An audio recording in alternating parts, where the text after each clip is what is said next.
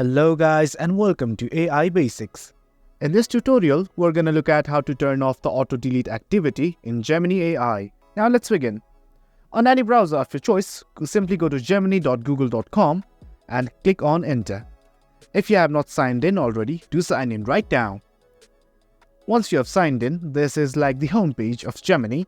Now on the home page, there is this menu bar on the left of the screen. In here, there are many things like your recent chats, help, activity settings. But for now, we only need to focus on the activity tab. Let's click on it. It will redirect you to another page, that is your Gemini apps activity. If you scroll down, it will show all the prompts or activity you have done in Gemini.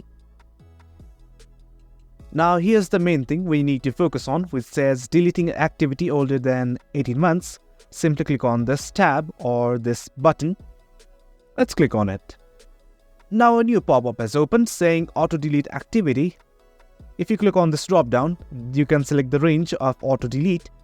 But for now, we do not want to delete activity automatically, so let's select this button and click on Next. Again, let's confirm. Got it? And there you have it guys, that's how you turn off auto-delete activity in Gemini AI.